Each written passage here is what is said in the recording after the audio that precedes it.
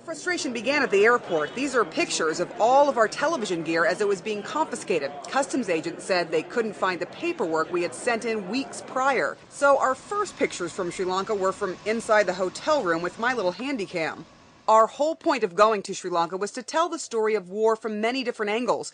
But for 5 days, we were stuck in Colombo, getting only the government's perspective and the victory celebrations in the capital. What we didn't have was the war victims' perspective in the north, a perspective the government has not allowed many journalists to freely access. Then finally, a break. We were allowed to hitch a ride with the UN as the UN Secretary General came to Sri Lanka for a tour. This is the convoy that's going to the airport that will then take us to the north. We'll be flying into the north by chopper. It's like lots of checkpoints. We've been up since very early this morning. And away we go, door wide open, no seatbelts, and crammed in like sardines, but that doesn't mean we can rest. At the end of the long line of UN staff and journalists, I'm writing a blog on my BlackBerry and sending it back while we still have a signal. That is the Secretary General just landing now here in Sri Lanka. And we've already come in a chopper just before him. The security detail came along with us.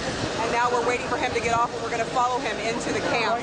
So one of the frustrating things is that when you travel along with the Secretary General, or any VIP really, you're at the mercy of their schedule, and now they're telling us that we have to go into a press conference that none of us are all that interested in at this point in time. We want to get out to the camps and try to talk to the people, but we have to go by the rules. We are at the mercy of the authorities here, and so they're telling us we have to go into a conference room right now. But we don't want a chance to go inside. We'd like to take these pictures if that's possible. Not possible, madam.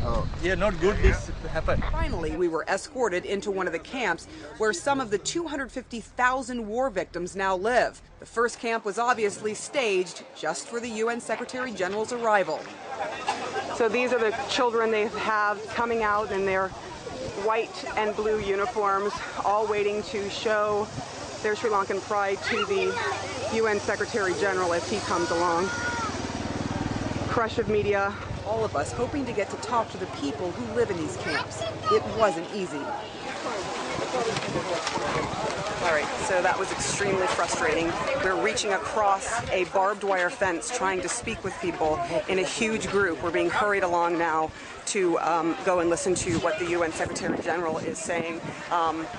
The Army is being, very pushy, making sure that we're moving along very quickly, and we've just had no time to talk to anyone. We finally got our chance here, 5 minutes in a makeshift camp hospital with a war survivor, and 5 minutes with a survivor holding a baby outside his tent. Both spoke of the terror they had experienced as they tried to survive being shelled. But the UN delegation had a tight schedule and we were along for the ride, so we left without hearing their full stories. We got back on the helicopter with all of our heavy gear, feeling a bit like we'd failed.